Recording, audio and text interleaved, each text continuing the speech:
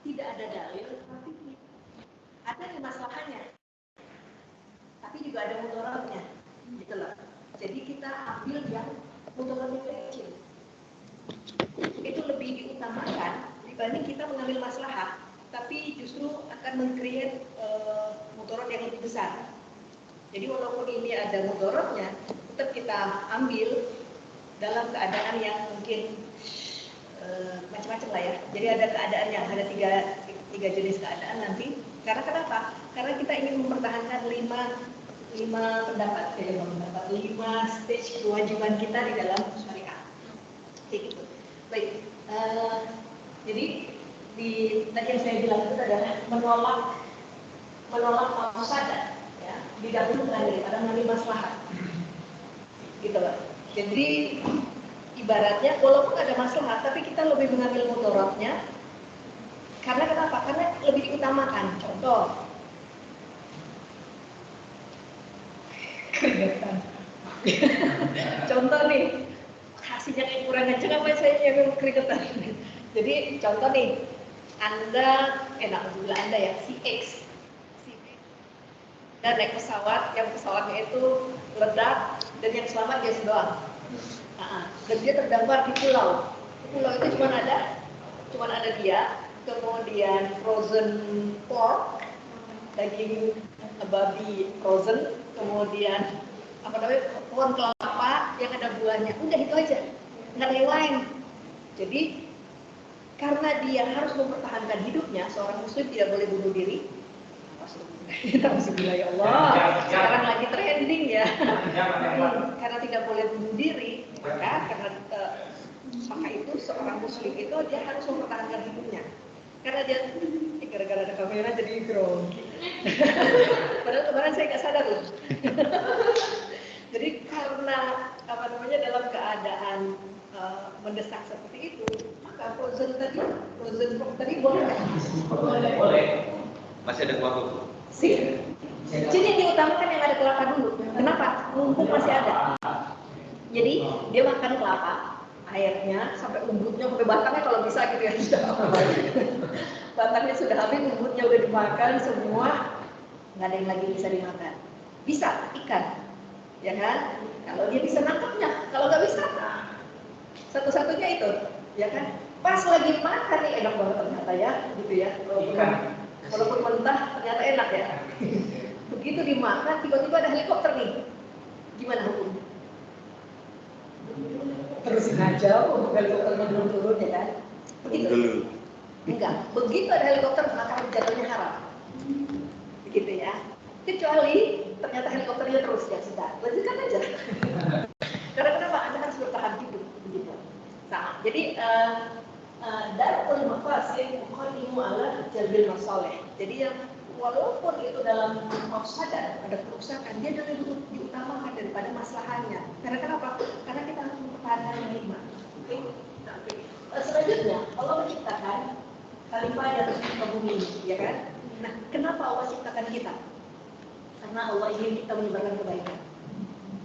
Menyebarkan kebaikan, ruling the earth, kayak gitu ya, menata kehidupan di bumi ini seperti apa, sehingga beradat gitu ya. Nah, jadi bumi yang ada ini akan makmur, itu yang diinginkan. Selanjutnya langsung ke definisi ya. Nah, jadi maqasid itu jangan dari maksud. Jadi maksud-maksud kenapa syariat itu diturunkan, gitu ya. Kenapa syariat Islam itu harus ruling with this world. Kemudian syariat itu apa sih? Ketetapan Allah, gitu ya. Berupa ajaran agama, ketetapan seperti apa. Kemudian korelasinya nanti di mana? Jalannya menuju sumber pokok kehidupan. Jadi tujuan dari syariat itu adalah mendatangkan maslahat. Walaupun yang diutamakan adalah terus lalu gimana sih? Nah, ada Syatibi yang bilang bahwasannya tujuan maslahat itu untuk dunia dan akhirat. Tapi Abdul Muhammad bilang bahwasannya maslahat itu untuk memenuhi kebutuhan daruriyah dulu stage-nya. Baru kemudian hajiat, baru kemudian tahsiniyat, gitu ya. Primer, sekunder, tersier, gitulah. kemudian Imam Ghazali bilang bahwasannya kita harus mengambil manfaat, menolak mudarat dalam rangka memelihara tujuan-tujuan syariah. Nah, tujuan syariah itu apa aja? Pokoknya adalah satu agama. Lulus apa? Ininya ya, urutannya harus begitu. Agama, jiwa, dan harta. Jadi nggak boleh harta dulu, nggak bisa. Jadi ini agama dulu.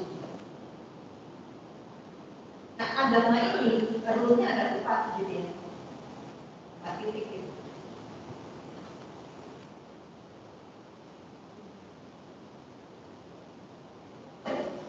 Yang nomor 2? Jiwa.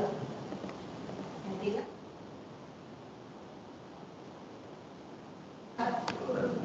Keturunan. 5. Nah, ini harus linkage. Kayaknya nggak begini ya. Harus bersinggungan satu sama lain.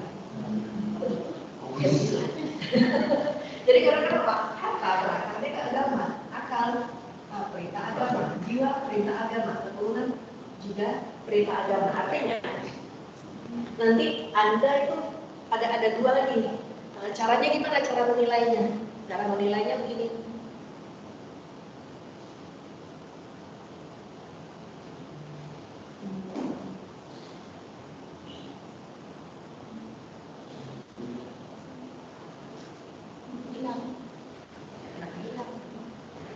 Ada 2 ya. Satu dia harus dipelihara. Yang kedua, dia harus ada ijad, harus diwujudkan, gitu ya. Nah, kemudian 2 cara ini adalah untuk mewujudkan tadi agama, jiwa, akal, keturunan, dan harta. Seperti apa sih? Oke, kita harus tahu daruriyat itu apa dulu, yaitu kemaslahatan yang bersandar pada kehidupan manusia. Kemudian hajian itu adalah perkara-perkara yang dibutuhkan. Kemudian tahsiniyah itu adalah kehidupan manusia yang lebih pantas.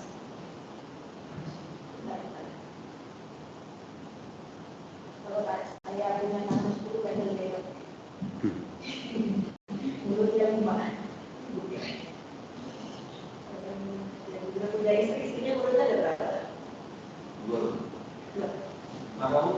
Yang punya istri, lulusnya ada berapa? Segera belum. Yang sudah. Oh. Makomnya kan beda. Kalau punya istri mulutnya berapa?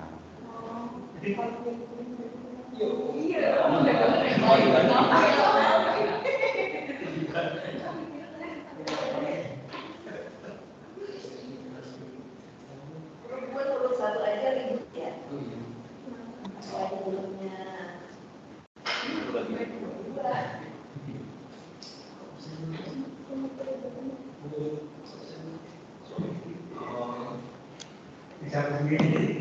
Bisa sendiri jawabnya. Baru lah.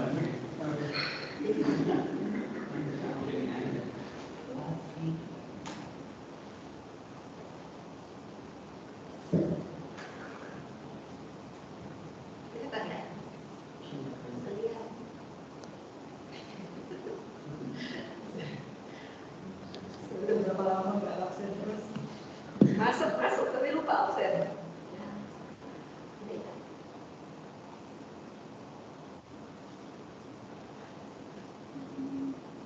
Baik, jadi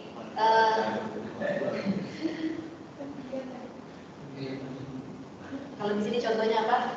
Makanan minuman. Jadi kita wajib ya pakai baju, makan, minum. Kemudian kajian itu kalau misalnya ya nggak bisa, jadi Allah kasih rukhsah lah ya. Di antara kewajiban-kewajiban yang mulia tadi ada kajian, artinya misalnya dia nggak bisa sholat diri belum diintersinya, itu adalah kalau misalnya itu cuma untuk batasan-batasan aja ya. Jadi kalau dulu saya pernah bilang waktu baru berumah tangga gitu ya, saya bilang ya nggak apa-apa pakai tikar. Suami saya bilang apa? Belilah sofa buat batas-batas. Maksudnya apa sih? bagi saya ya nggak apa-apa bagi punya tikar, kenapa kita bisa save nanti buat kebutuhan yang lain. Terus dia bilang enggak, setidaknya ada sofa untuk memantaskan. Ya kata itu ternyata hasilnya itu. Baik, kemudian urutannya kita harus punya masalah dulu. Itu masalah itu yang diprioritaskan yang doruriyat dulu. Baru rumusnya hajiyah lalu tahsiniyah. Kemudian tidak boleh tahsiniyah dulu karena kenapa akan merusak doruriyat. Kemudian, nah ini contohnya ya. Jadi kalau din itu ijaznya apa? Gitu ya. Ijaznya apa? Kita harus ada tuh yang rukun Islam. Kemudian rukun iman, kemudian ihsan. Nah, kalau udah 3 ini perfect gitu. Dan kenapa? Islam kita melaksanakan kewajiban, sedangkan iman kita mulai merasa diuji keislaman kita. Ketika ihsan itu kan seakan-akan Allah melihat. Iya, mau korupsi ini nggak jadi ada Allah. Ya, ketika mau pacaran, you are under Allah CCTV, ya kayak gitu ya, nggak jadi.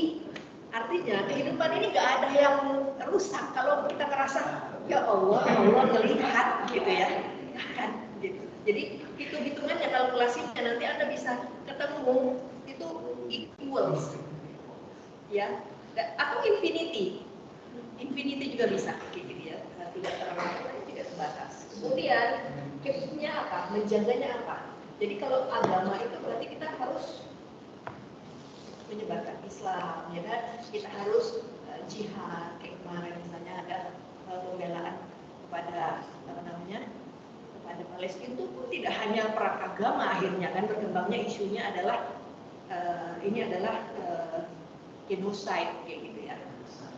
Kemudian menjaga jiwa. Bagaimana menjaga jiwa? Kita kan harus nikah gitu ya. Kenapa?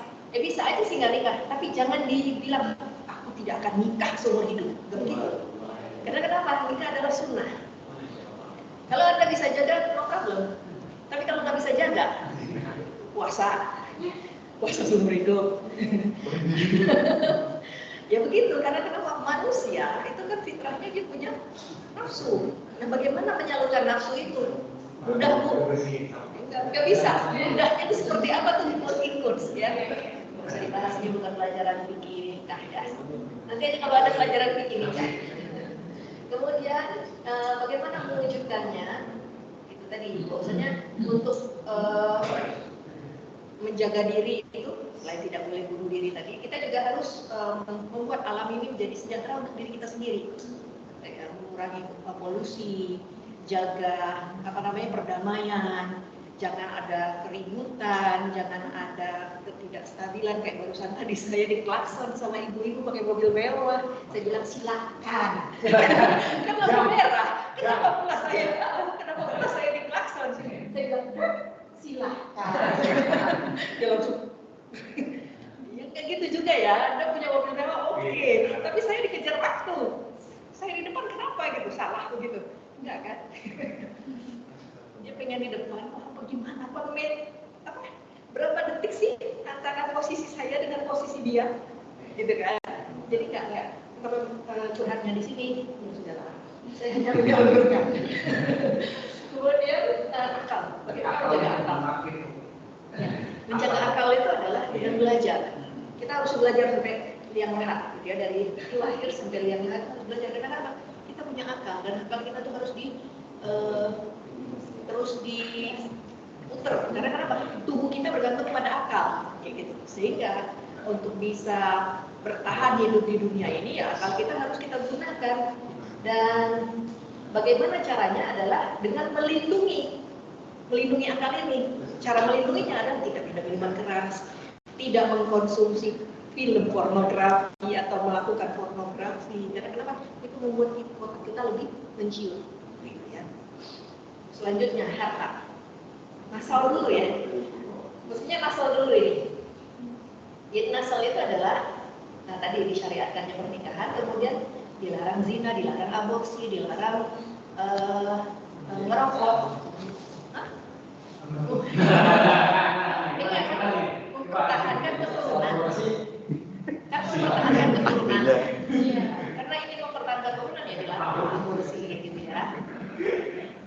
Kemudian mempertahankan keturunan juga adalah dengan melakukan insurance.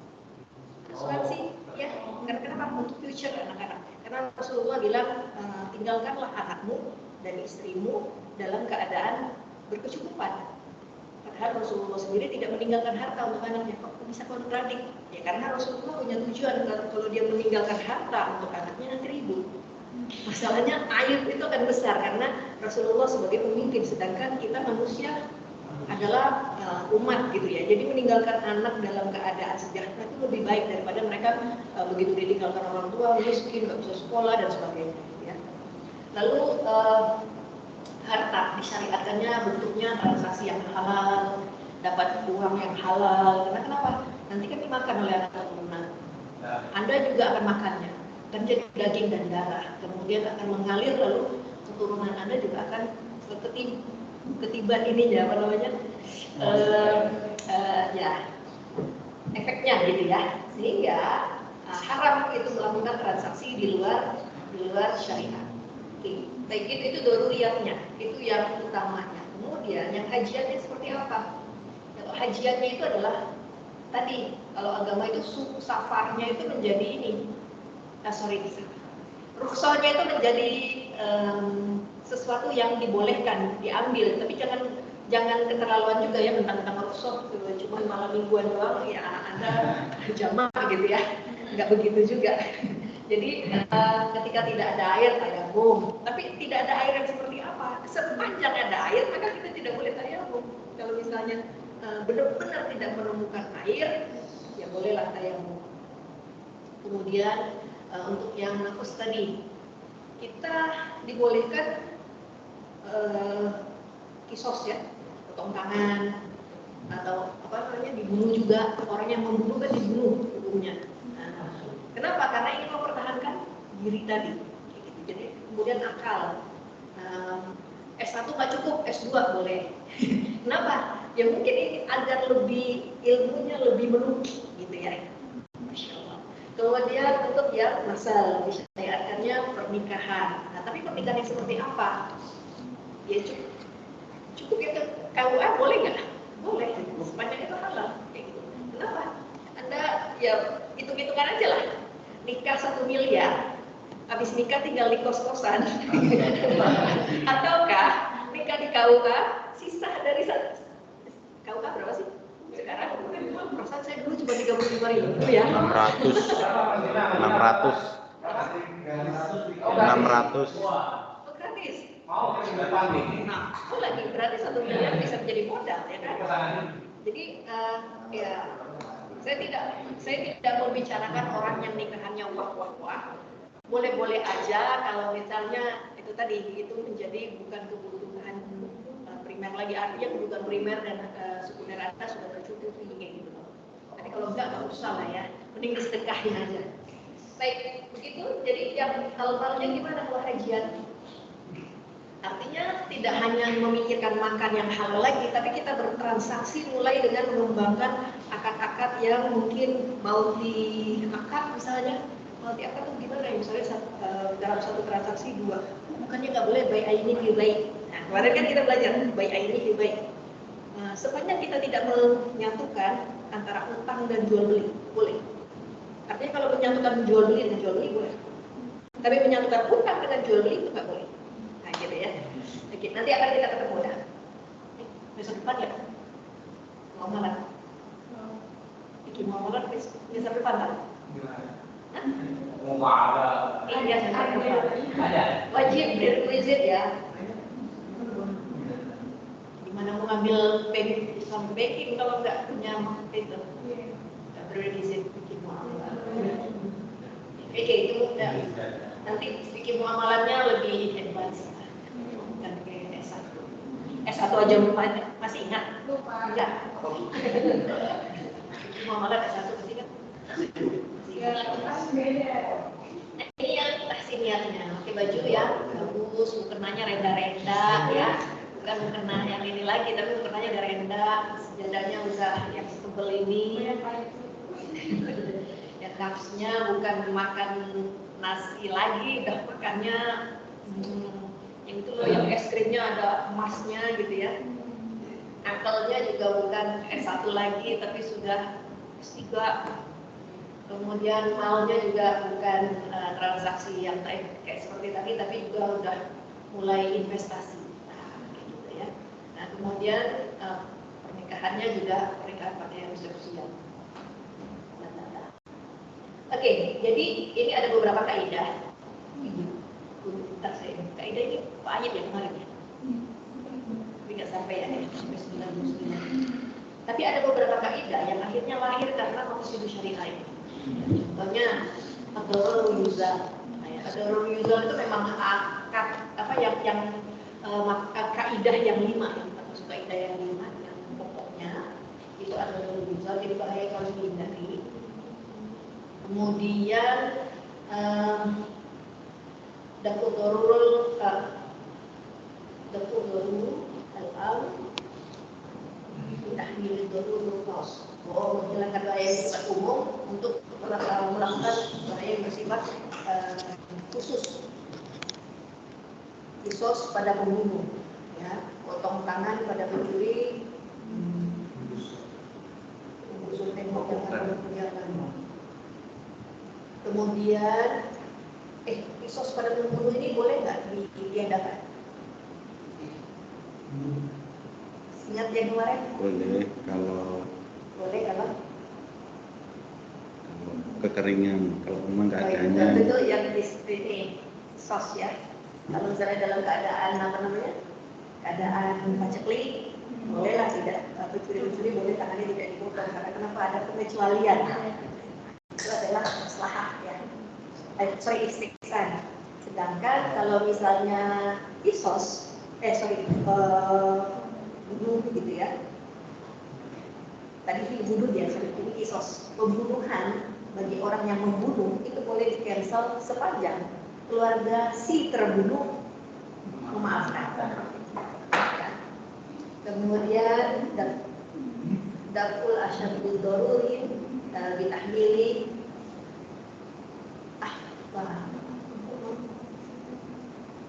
menghilangkan yang lebih berbahaya dari dua bahaya yang dilakukan yang lebih kecil. Iya. Cerai istri karena lemah atau sudah lama kehilangan suami. Jadi kalau istrinya ditinggalin bertahun-tahun, itu boleh istri mengajukan gugat cerai ya.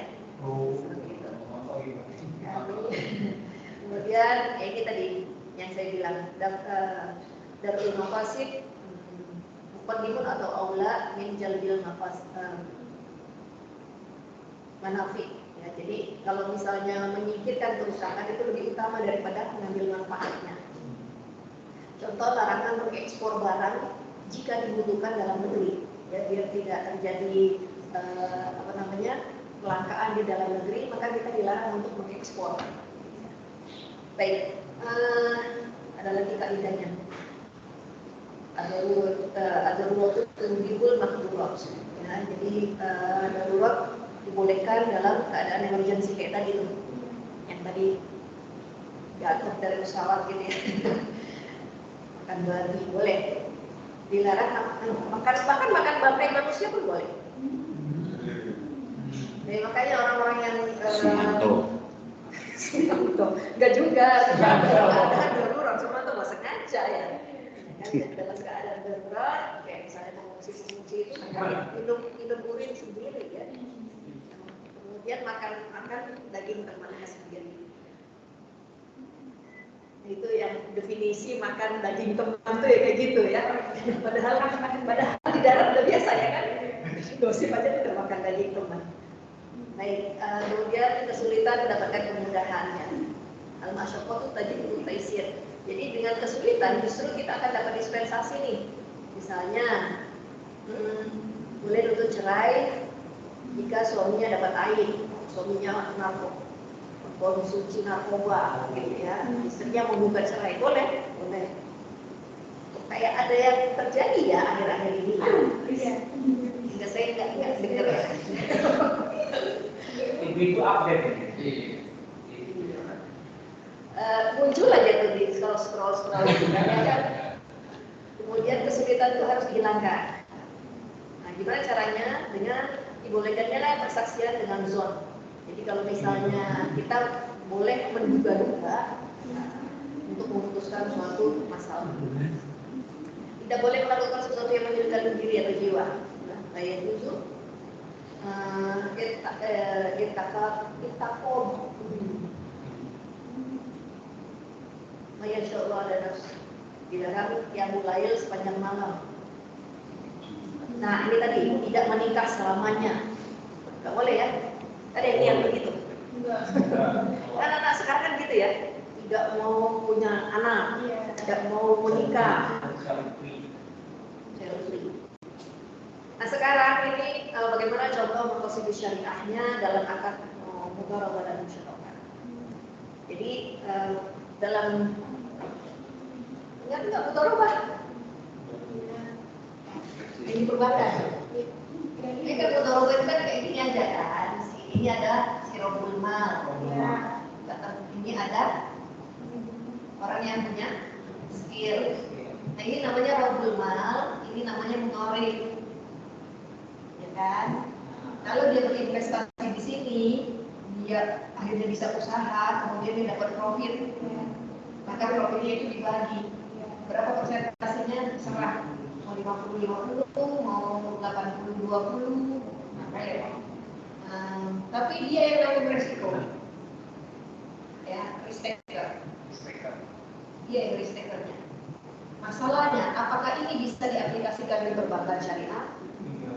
Tidak. Kenapa? Di perbankan syariah karena mudharabah. Karena mudharabah itu ketika diaplikasikan di bank syariah itu bank dapat modal dari mana? Nabung, ya kan? Depositor. Depositor nabung uangnya ke bank. Jadi, tapi karena akadnya mudharabah, maka dia adalah robul mal, dan bank adalah mudharib, orang yang punya skill aja, maka dia dimodali dengan uang tabungannya. Nah, akad tabungan ini adalah mudharabah. Namun, apakah dia menanggung resiko? Kabur orang nggak akan kabur ke bank kalau dia menanggung resiko, ya kan? Kalau di sini kan kalau dia bisnisnya hancur, modalnya nggak balik, apakah dia nutup? Enggak. Tapi kalau di sini bisnisnya hancur, habis bangun juga, ya kan? Nah ini nggak bisa. Yang menanggung resiko adalah bank. Dia risker, begitu loh. Masalahnya adalah kalau ada entrepreneur datang ke sini, dia cuma punya skill doang, ya kan? Ngajuin investasi, bang mau nggak berinvestasi di aku? Oh mau. Kenapa? Karena dia mudharib. Dia mudharib. Siapa robul malnya? Ini. Jadi dia robul mal. Nah di sini baru posisinya dia risk taker. Baru betul. Kok bisa begitu, Bu? Ya, ini peraturan PI. Dia nggak bisa dia risk taker. Jadi nggak bisa risk taker. Kemudian pertanyaan saya, apakah mau Bang membiayai seorang entrepreneur yang hanya punya skill saja? Kenapa? Ada lainnya. Kira-kira dia berhasil nggak? Kalau dia rugi, ya nanggung resiko dia harus balikin duit deposito, ya kan? Nah, maka karena kenapa? Di sini memang dia berbagi profit, di sini juga berbagi profit. Dan tidak hanya berbagi profit, tapi harus balikin modal juga, ya kan? Untuk itu, si mudharib ini harus diawasi, biar nggak rugi, gitu, nggak rugi. Dan ya masalahnya adalah ini peraturan BI lagi, nah nggak boleh hanya memodali orang yang hanya punya skill, ujung-ujung punya modal dengkul doang datang ke bank ngajuin proposal, nggak ada itu ceritanya. Gimana caranya gimana?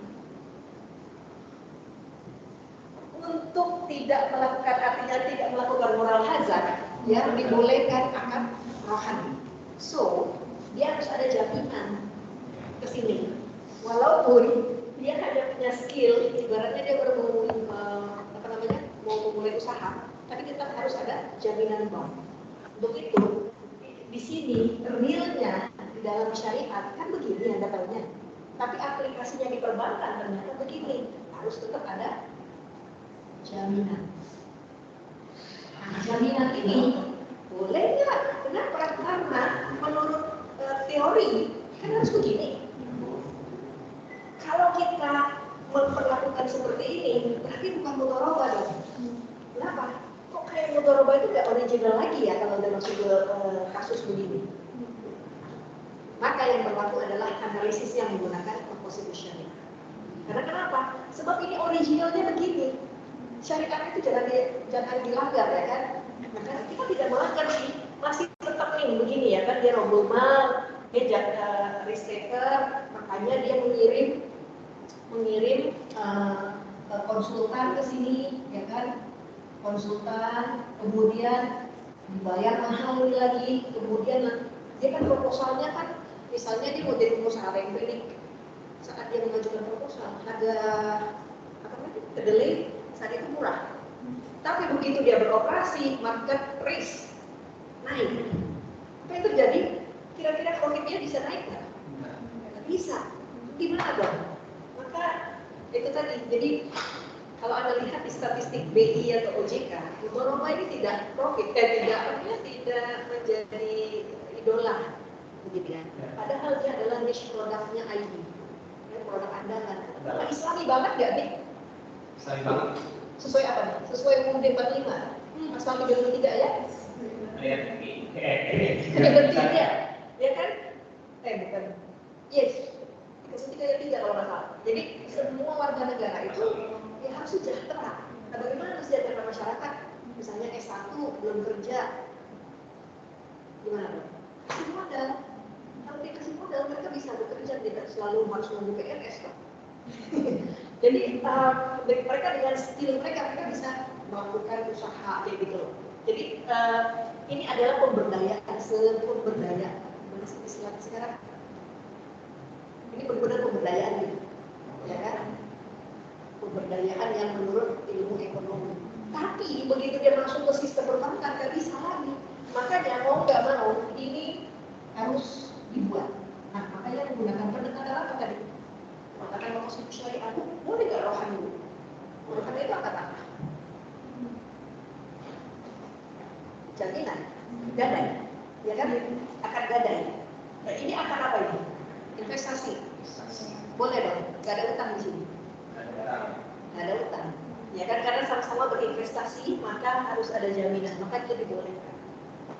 Kenapa? Karena menolak moral hazard. Kalau ternyata dia kabur gimana? Nggak bisa ya kan? Nggak bisa menyelesaikan pinjamannya kalau dia kabur. Nah, ini juga kenapa tadi saya bilang bahwasannya mudharabah tidak menjadi akad yang favorit dalam berbagai syariat. Karena costly, mahal. Belum tentu juga profitnya bisa tinggi, ya kan? Costly, mahal banget. Gak usah jauh-jauh lah, BMTWB aja. Anda nabung di BMTWB, akadnya apa? Mudharabah, akadnya. Karena investasi kan, kalau menurut DSN, akad tabungan di bank syariah itu cuma ada dua, mudharabah sama wadihah. Wadihah titipan. Namanya titip motor kena charge, ya kan? Nah, apalagi titip duit. Orang kan titip duitnya disimpan, ya kan? Nah, karena disimpan maka Anda dikenakan biaya administrasi. Tapi pada mudharabah dana Anda diinvestasikan. Nah, karena diinvestasikan maka Anda berhak mendapatkan bagi hasil. Ya.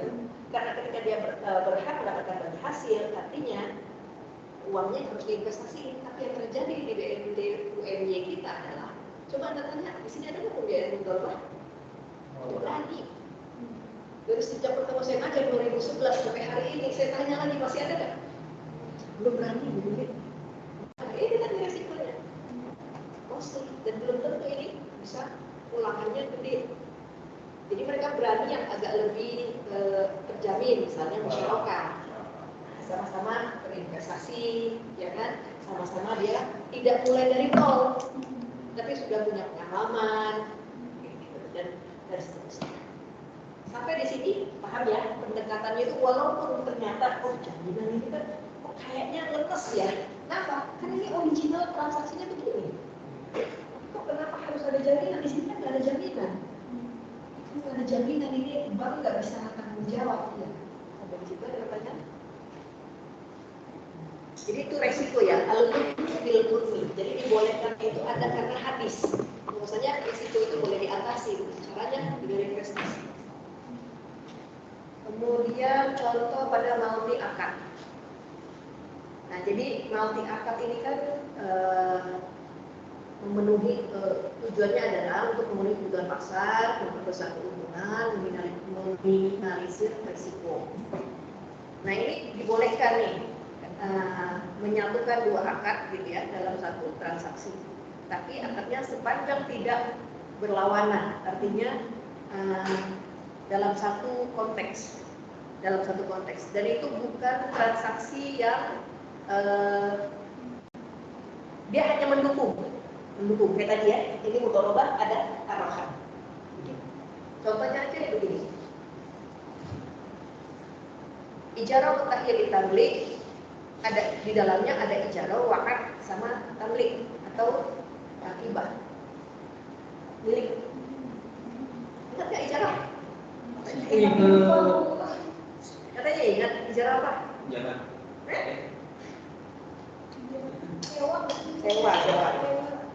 Sewa. Jadi ijarah itu adalah sewa. Leasing. Kalau leasing.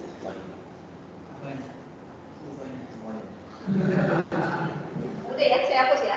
Oke. Leasing.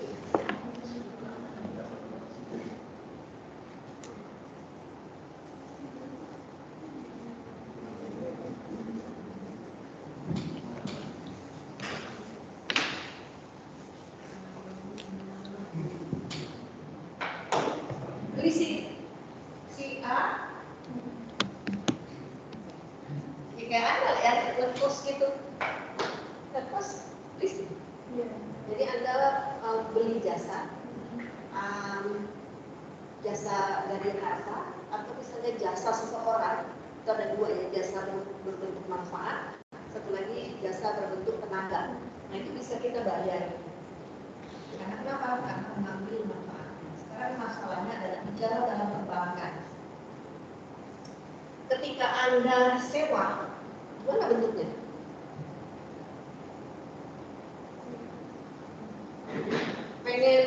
Pengen usaha apa yang sekarang vaksin itu ya, makanan food, grab food, tapi nggak punya kendaraan. So pengen punya kendaraan, pengen nyewanya dari bank. Bagaimana? Ya sewa beli lah. Sewa beli itu bank itu akan beli ke vendor, gitu ya. Beli ke vendor, kemudian sekarang sama. Vendor jual ke dia, sekarang milik bank. Setelah milik baru disewakan. Sewa. So nanti transaksi bayarnya itu sewa plus cicil harga. Jadi akadnya sewa, bukan margin. Kalau di murabahah adalah kalau misalnya Anda mau beli motor, maka Anda minta bank untuk beliin, ya kan? Bank akan membelikan dari vendor, setelah jadi milik, bank akan menjual. Nah, ini sewa akadnya. So sewa, akadnya sewa, cicil, jadi milik Anda. Atau sewa nggak bayar cicilan, di terakhir baru bayar full harga. Bisa seperti itu. Jadi bank dapat upahnya dari sewa. Nah sekarang masalahnya, kalau dia cuma sewa, kira-kira bank percaya? Gimana biar percaya? Wa'ad, janji. Harus ada tanda tangan janji, perjanjian. Jadi tidak mencicil tapi bayar, saya motornya motornya harga berapa? 35 juta. Nah di sini langsung bayar 35 juta. Bagaimana bisa percaya gitu ya? Itu tadi Jadi akadnya adalah ijarah, sewa, di sini sewa, di sini ada tanda tangan sebelum sini, wa'ad, janji. Nah, selain itu ada akad tablik. Nah, kenapa? Di ujung ini baru menjadi milik siapa? Milik dia. Nah, pertama ini milik bank. Setelah selesai sewanya baru milik dia.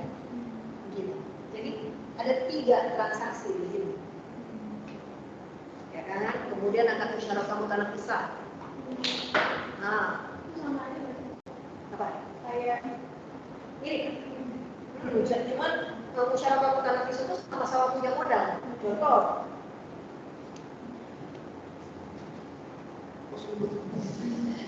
Ribet, ya kan? Misalnya begini.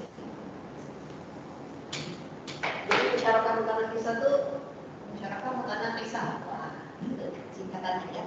Jadi di bank, Anda mau beli katakanlah apa nih? Mansion untuk office, ruko. Siapa yang punya ruko di sini? Mau beli ruko, harganya 2M. Tapi Anda baru punya 1M. 1M-nya dari mana? Bang, tolong dong bang, bantu bang. Aku mau beli ruko itu. Gimana caranya? Ya sudah, bang juga punya 1M. Setelah join mereka punya 2M, mereka beli. Tapi yang setempatin siapa? Sebagai kantor. Dia yang tempatin. Untuk itu dia bayar sewa. Nah, bayar sewa sampai ujung sini nanti sewa, ya kan? Duitnya udah kumpul nih setelah dia menjalankan bisnis baru bayar 2 miliar dan itu menjadi milik dia. Atau dia sewa nih, sewa, terus beli saham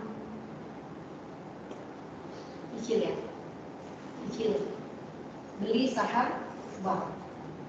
Jadi nakisnya ini adalah nakis. Itu adalah berkurangnya kepemilikan bank. Pada kalau di sini kan 50-50 ya kan? Kepemilikan 50-50 kan? Karena sama-sama 1M toh. Nanti di sini karena dia bayar sewa-sewa, kemudian bayar cicil saham-saham, di sini nanti mungkin kepemilikannya sudah menjadi 80%, di sini sudah 20%. Nanti di sini 0% bank, di sini si pemilik ini bank ya, ini si mitra. Si mitra menjadi 100%, dia menjadi 2%. Begitu caranya, jadi musyarakah mutanaqisah. Nah di situ akadnya juga banyak tuh, ya kan ada syirkah inan, kemudian jual beli. Ini jual beli kan? Beli dulu ya kan, syirkah inannya antara 2 orang sama. Kemudian akad ijarah, sewa nih, sewa baru menjadi milik. Berapa akad tuh? 4 akad. Ya. Nah itu di akhir itu kenapa sebenarnya? Itu pembayaran Harga rumah. Harga rumahnya apa yang dibayar oleh pihak yang dibangun? Iya. Ya ini kan harga rumahnya 2M ceritanya. Dia cuma punya duit 1M. Minta tolong bang join dong gitu ya. Mau beli rumah nih, harganya berapa? 2M. Sekarang 2M udah terbeli. Yang nempatin rumah siapa? Mas Abah. Kan dia. Nah karena dia yang nempatin rumah ini untuk bisnisnya, maka dia bayar sewa. Selagi dia bayar sewa, dia juga bayar beli cicil saham dari bank tadi kan 50-50 ini kan. Nah, karena 50-50, kalau dia beli sahamnya berarti dia punya 80 dong. Nanti 20, nanti lama-lama dia 100%, bank 2%, misalnya itu 18. Jadi bank dapat untungnya dari mana? Dari sewa. Mungkin bank dapat untung, nggak mau kan? Kenapa? Ya, biar bank dapat itu juga, apa namanya profit juga, dia juga selesai beli ini dan ambil sahamnya. Mungkin dong mau bayar 2 kali ya enggak, karena dia yang nempatin. Karena dia yang nempatin rumah, ya kan? Makanya dia harus bayar sewa. Walaupun dia sendiri punya kepemilikan 50% di sini. Oke, ada lagi? Jadi akadnya kalau mau ditandai di sini nih, ini namanya syirkah iman. Kemudian ini sewa, ijarah. Kemudian ini beli rumah, namanya baik murabahah. Kemudian cicil beli saham, ya kan? Ini menjadi bil. Jadi itu ada wa'ad, janji. Banyak kan? Jadi mal di akad gitu. Dan seterusnya itu ada lagi produk gadai emas lah, akad murabahah lil amr bisyira.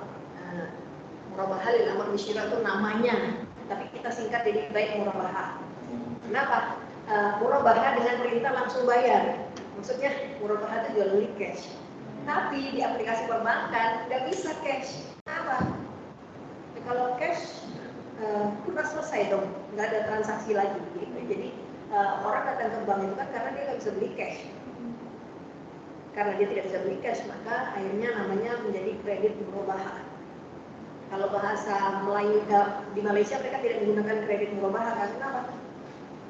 Masih ada kata-kata kredit, padahal di bank syariah kan tidak bilang adanya pembiayaan. So di Malaysia namanya BBA, baik bisaman ajil. Jadi jual beli dengan perintah langsung bayar. Nah, bahasa Arab nih yang original adalah murabahah lil amr bisyira. Dan itu ada di bukunya Yusuf Al-Qaradawi. Ini tipis sih, bisa Anda beli gitu ya. Tipis. Murabahah lil amr bisyira. Oke, sampai di sini ya. Kemudian, nah ini penjelasannya, Anda baca sendiri lah ya. Ini ada lagi kasus jual beli emas secara tidak tunai. Sekarang lagi booming ya. Emas soalnya menaik terus, akhirnya orang banyak yang pengen beli emas. Tapi mau beli emas cash nggak bisa. Sebenarnya mau belinya yang 100 gram. Terpaksa nyicil, padahal kalau beli nyicil mahalnya lebih mahal berkali-kali lipat kayak gitu loh. Penting Anda punya gaji misalnya 2 juta gitu ya langsung aja beliin. Tapi kan problemnya ada nyimpannya di mana? Nyimpan di rumah. Nah, lagi kuliah lo bawa emas, udah juga. Ya kan? Hidungnya sini 1 emas, 1 gram, 2 gram. Jalan kemana-mana, nggak tenang hidup juga. Makanya ada akad wadiah nanti ya di situ. Ada gadainya. Karena kenapa kita nyewa di gadai itu nanti ada sewa juga, yaitu sewa sempat dan sewa gudang kan. Ya, sewa apa namanya? Brankas. Dari sini ada pertanyaan?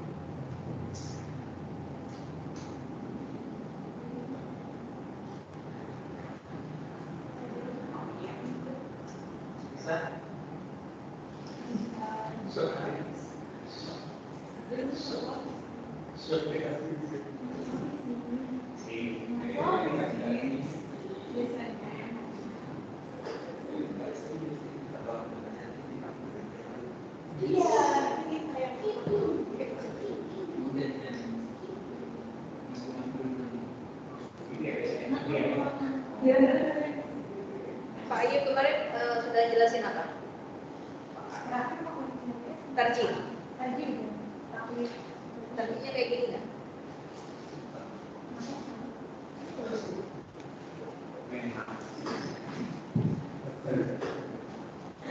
Gimana cara metode menggunakan tarjih, Mas? Metode, nanti ada penelitian nih, tapi menggunakan metode tarjih misalnya, gimana? Yang paling Kuat. Jadi tarjih itu kan mengalahkan. Artinya apa? Mengalahkan apa? Jadi ada dalil nih. Nah, Anda harus tahu tuh posisi dalilnya. Jadi mana dalil yang paling kuat? Baik dalil nas maupun dalil ghairun nas. Tadi yang dalil selain nas tadi. Misalnya secara analisis ekonomi, analisisnya begini. Ini menguntungkan. Begini tidak menguntungkan. Dan dalam posisi menguntungkan tidak menguntungkan ini, mana yang lebih besar mudaratnya, mana yang lebih kecil mudaratnya, kayak gitu. Sehingga yang diamalkan itu yang dalilnya yang paling kuat. Ya. Ada atau dalilnya bertentangan nggak nih? Ada dalil yang bertentangan misalnya, karena kenapa yang satu mudarat, yang satu manfaat. Berarti kan harus tahu sana. Kenapa? Harus tahu hadisnya. Dari mantannya juga. Kemudian dari faktor luarnya. Jadi itu tadi ya. Jadi bagaimana melakukan tarjih itu tadi kita harus tahu hadisnya, kita tahu ayatnya, isi dalilnya seperti apa. Kemudian secara ilmu, segi ilmunya apakah ada manfaat dan mudarat yang saling bertentangan atau tidak.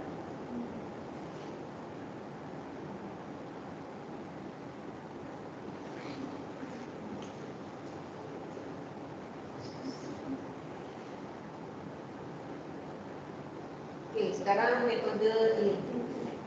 Tadi kan barusan kita menjelaskan ya, metode istinbat ini ada salah satunya adalah qawaidus syariah ya. Selain itu ada ta'arud al-adillah, tarjih dan nasakh.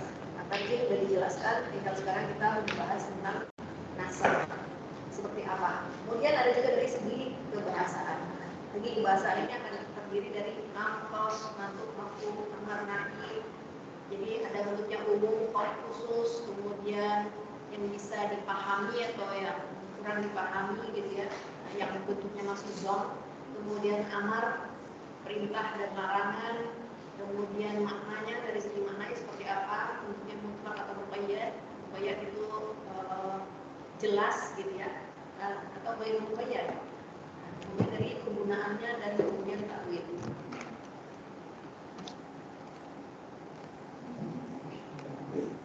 Panjang nih, makanya diakhirkan tadi.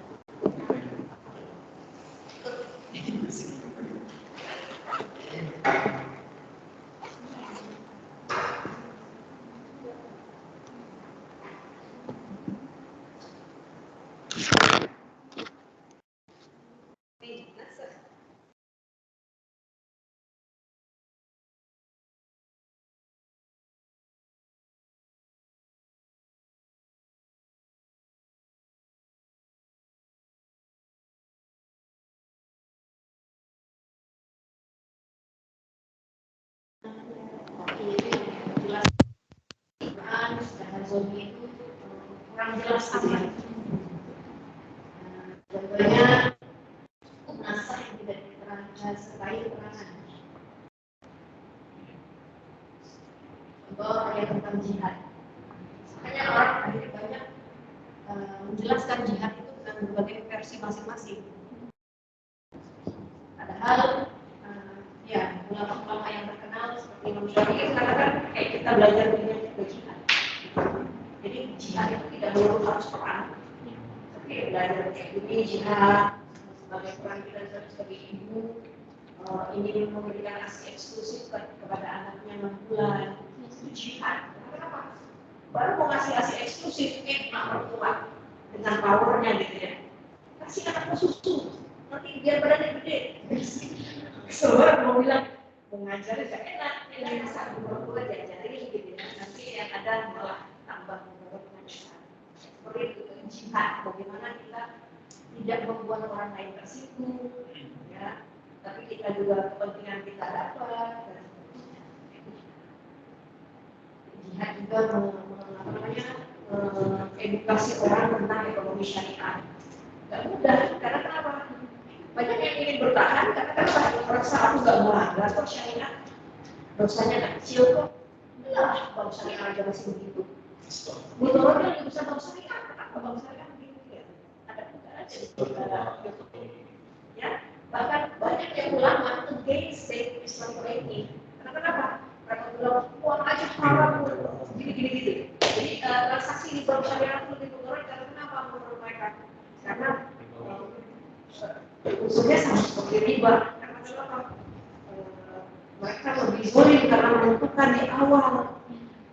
Padahal kita ingin menjelaskan, Pak Kiai, Anda tahu tentang niat, misalnya begitu ya.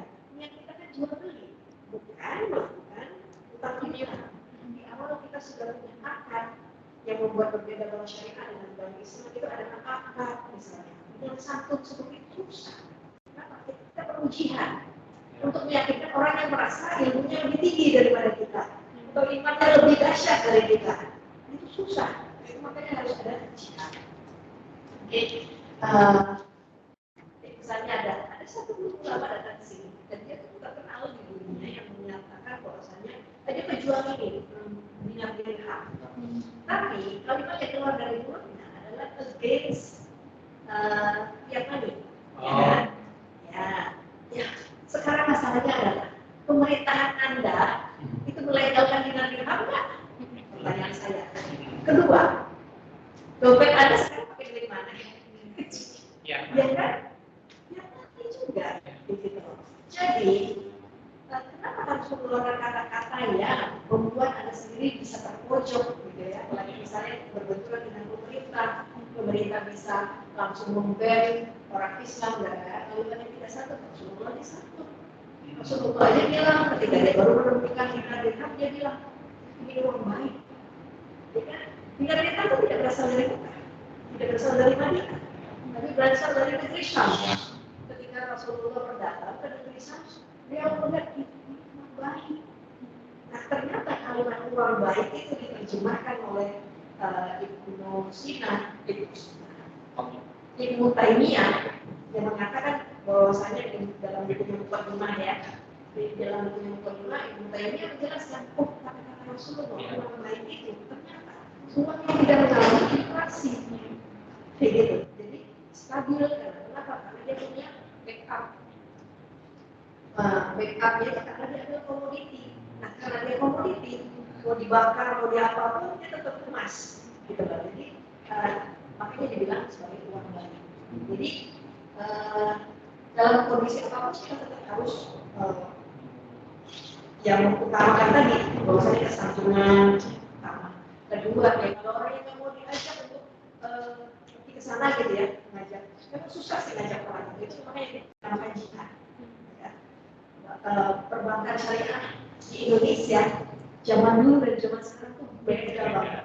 Ya, saya adalah sarjana ekonomi Islam pertama di Indonesia yang gelarnya masih SAG, saat itu bukan SEI. Nanti kelas saya SEI. Nanti kelas di bawah setahun itu gelarnya SPI. Kenapa? Jihadnya di saya gitu ya. Karena kita pertama, karena gelarnya masih SAG. Awal bilang sebenarnya awal bilang. Jadi kan jelas saat itu padahal kita sedang memperjuangkan Islam. Nah baru satu saat itu syarikat barang mahal. BNP banyak gitu ya, banyak di mana-mana. Tapi perjuangan kita adalah bagaimana di Indonesia banyak universitas yang membuka perbankan syariah, membuka jurusan ekonomi Islam dan ekonomi Islam menjadi lebih materi dan sebagainya mendunia, ya kan? Dan ini adalah bentuk dari jihad. Gitu. Dan itu pun tidak menjamin keluarga Anda ikut kita. Ini kan, itu paling susah gitu loh. Bagaimana cara santunnya mengajak orang tua Anda ke bank syariah? Mereka merasa lebih pintar, siapa lu? Jalan aja gue ngajarin, ya kan? Ngomong aja saya ngajarin, mama aja ngajarin. Kamu sekarang ngajarin mama buat buka rekening di bank syariah atau di bank syariah. Kita bisa. Caranya mudah, ya. Kalau dengan contoh teladan, sopan santun, lama. Kenapa? Karena itu proses jihad. Misalnya, kenapa nggak kok susah banget sekarang ngirimnya? Aku udah nggak pakai rekening itu lagi mah. Aku pakainya rekening ini BSI. Lah, nanti ngirimnya gimana? Mudah kok nggak langsung aja. Sudah bisa? Ada kan di mana-mana. Kenapa menabung dekat mah? Kok dekat di web ini? Ya dekat di hati. Karena masih ngomongin kayak gitu loh. Masih banget kan? Ini sih dekat. Tapi kan dekat di hati juga. Nah, jadi banyak kata-kata santun yang kita bisa pakai untuk mengajak orang gitu. Ada karena Islam itu gaya hidup gitu loh. Ya kan? Saya berpakaian seperti ini kan itu gaya saya. Saya kan lebih nyaman begini misalnya ya. Terus kemudian gaya hidup kita adalah tersenyum kepada orang lain itu adalah gaya hidup syariat. Orang sekarang di luar negeri kan enggak. Senyum itu bahaya. Anda pergi ke Amerika, bilang senyum kepada orang lain. Kenapa? Misalkan orang ngapain? Apalagi cowok senyum ke cewek,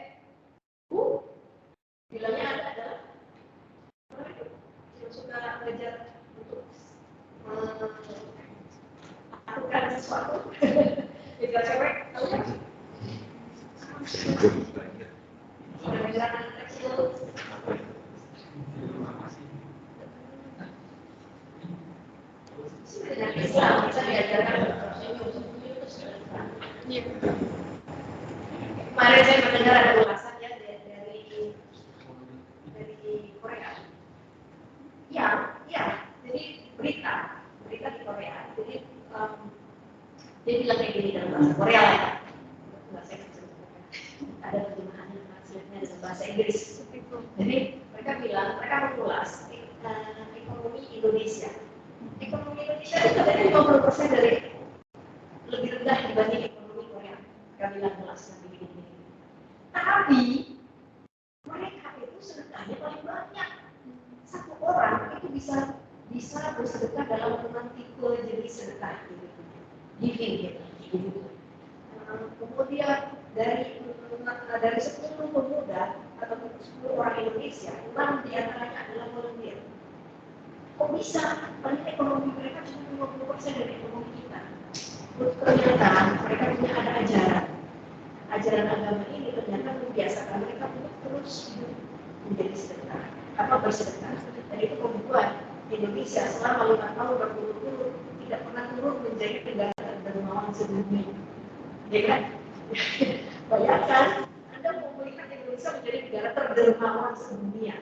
Bahkan anak Palestina yang dikasih makan, yang ngasih makannya orang Malaysia. Jadi bilang, ini kan Indonesia ya. Karena kenapa? Mereka sering menerima sumbangan dari Indonesia. Walaupun yang ngasih orang Malaysia, mereka tetap bilang ini dari Indonesia. Terima kasih orang Indonesia. Dan ngasihnya nggak ngerti bahasa Arab, terus sudah ya. Jadi balik lagi masak itu adalah tidak ada keterangan ya, tidak ada keterangan dalam hukum yang berlaku. Sehingga ada ayat yang masak yang berketerangan menurut Musi dan diketahui kebaikan dan hubungannya. Tapi karena ayat yang bermasak itu setelahnya terakhir. Contoh siapa ya?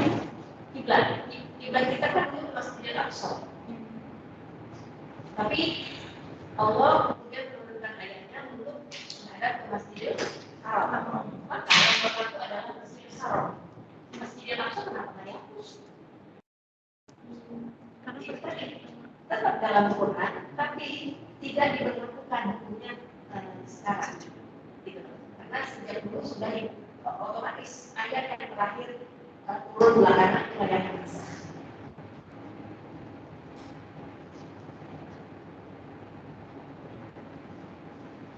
Jadi menasab ini adalah memperjelas hukum ya. Biar tahu hukum berlaku seperti apa, sekarang seperti apa. Caranya gimana?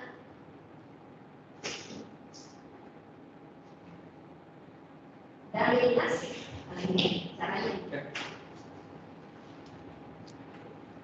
Dari zoni tidak dapat dihapus.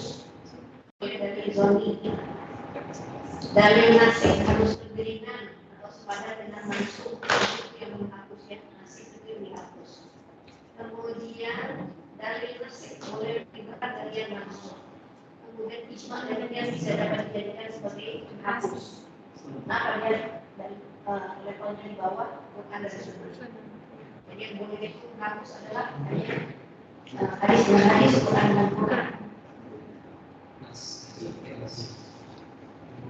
Baik, sudah? Terus, habisin. Yang source.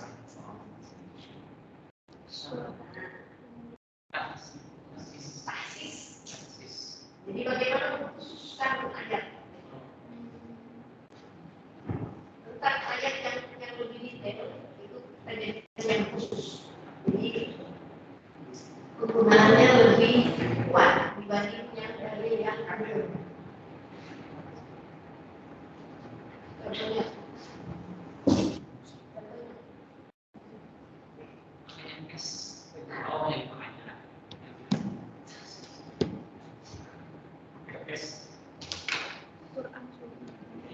ini ada sunnah ditasis dengan Quran.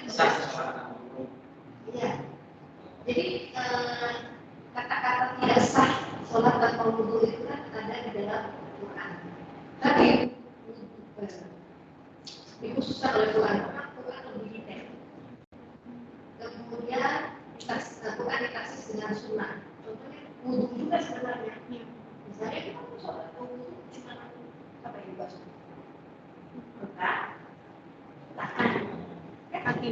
Tangan itu sampai situ. Kaki sampai enggak, yang pertama satu niat, dua cuci muka, tiga cuci tangan sampai siku, jadi tiga. Kaki sampai mata kaki, ya, telapak kaki sampai mata kaki. Nah, dikhususkan oleh sunnah dengan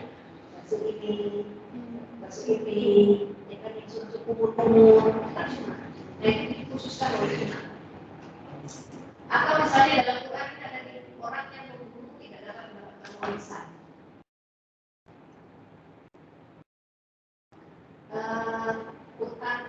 Dalam Quran orang yang membunuh tidak dapat waris.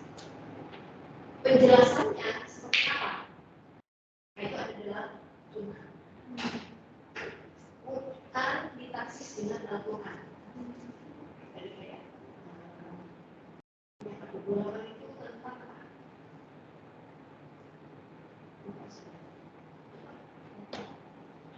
Dudulaman dengan nomor dudulaman dengan surat 65 ayat 2.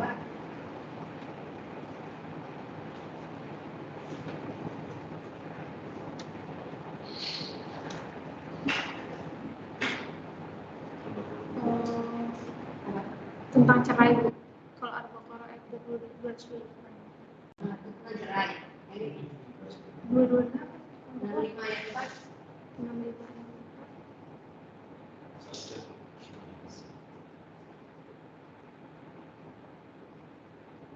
Iya, masa idah. Tolong itu. Iya. Perempuan yang hamil waktu idah mereka tidak segera melahirkan. Dan itu pun akhirnya ditaksis juga dengan hadis masa idahnya. Nah, karena ada hadis yang mengatakan 3 kali suci. Nah, tidak itu maksudnya 3 kali suci dalam Quran. 3 kali suci itu seperti apa? Di dalam hadis ada jenisnya, yaitu 3 kali mandi, 3 kali selesai haid, atau 3 kali awal haid. Yang haid cuma 2. Sama ibu. Kemudian Tuhan tadi dikasih dengan hias. Bahasa lain itu 50 kali. Sedikit ya.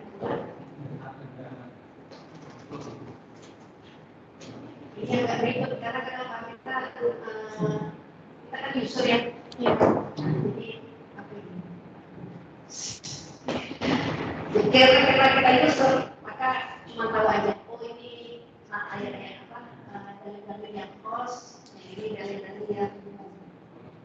Jadi saya tidak menuntut Anda tahu banyak ini karena kita akan user.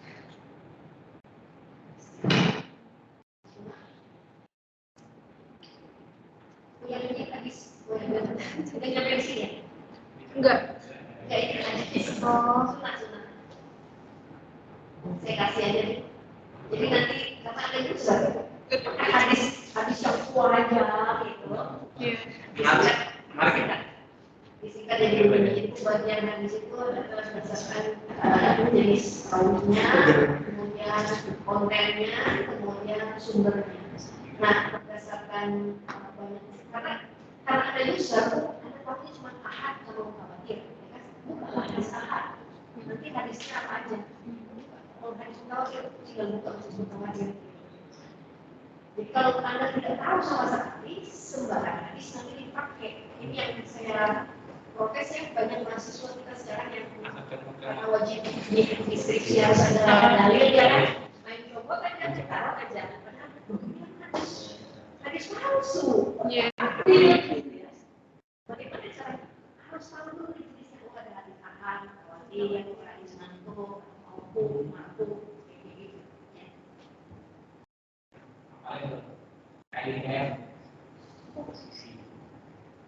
Ini dalil-dalil yang umum. Kita aja ya. Saya kasih deh pokoknya.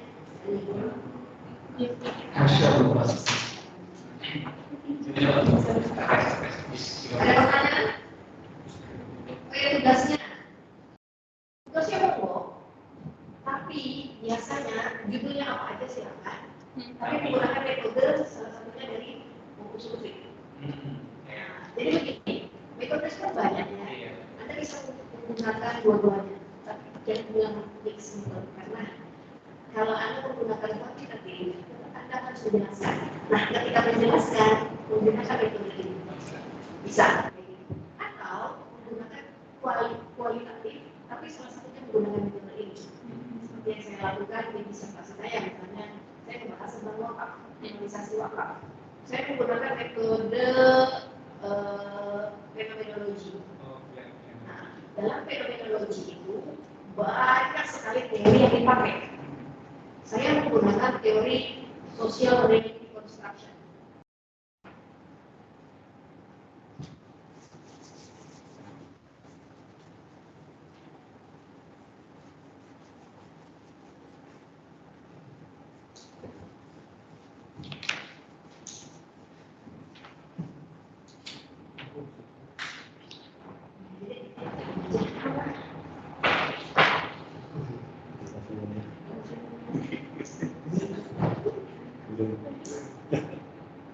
Kejar.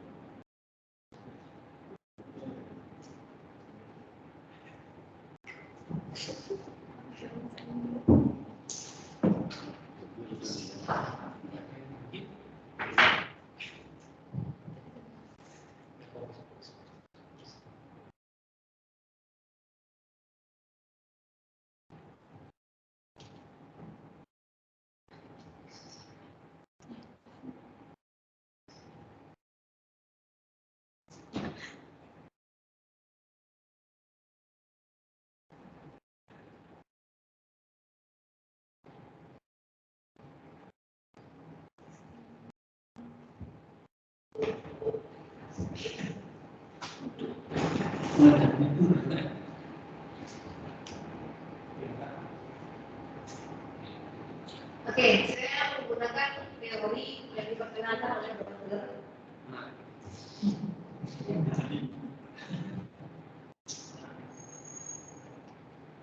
Oke, saya menggunakan teori yang dipakai oleh Dr. Social Reality Construction. Nah, teori ini dia pakai di itu dia pernah ngarang itu di tahun 1966.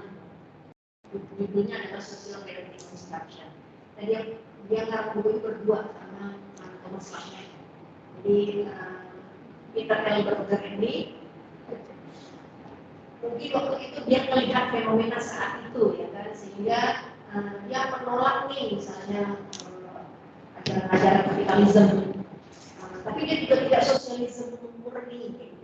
Nah, di situ dia melihat realiti itu ada dua. Jadi dia melihat realitas objektif sama realitas subjektif. Jadi kalau Anda punya definisi masing-masing, namanya realitas subjektif. Tapi di masyarakat, Anda maklumin aja tuh, karena memang seperti itu. Namanya realitas subjektif. Nah, jadi dua realitas ini dinamakan dual reality. Dual reality ini menurut Berger sama Lackman itu bisa membuat orang punya definisi masing-masing. Sehingga definisi ini bisa jadi ditolak. Oh ya, dua reality ini mengalami yang namanya dialektis simultan. Dialektis simultan itu antara eksternalisasi, objektifikasi, sama internalisasi itu berputar-putar begitu di dalam masyarakat. Apa itu eksternalisasi, apa itu objektifikasi, apa itu internalisasi? Misalnya, Anda sebagai anak nggak tahu misalnya handphone itu sama handphone, nggak tahu kan? Dari kecil kita tahu cuma melihat aja. Tapi karena orang tua bilang ini handphone, maka Anda punya definisi itu handphone. Kemudian itu akhirnya di luar sana akan ngerti, oh ternyata orang pakai handphone itu tidak hanya untuk nonton, tapi orang pakai handphone itu untuk macam-macam. Maka sejak saat itu Anda menamakannya menjadi gadget. Nah, sejak itu dinamakan gadget, akhirnya memudaya. Oh, sejak itu Anda juga tahu tidak handphone itu dipakai untuk ini, dan sebagainya. Dan itu menjadi budaya. Artinya dari yang tidak tahu menjadi tahu, dari tahu akhirnya menjadi budaya, itulah yang dinamakan dengan eksternalisasi, objektifikasi, sama internalisasi. Dan itu terjadi berulang. Akhirnya kalau terjadi, bisa jadi suatu saat nanti akan jadi penolakan. Bisa jadi suatu saat nanti akan menjadi penerimaan. Jadi begini guys, dia akan pasti mengalami sifat yang bersering.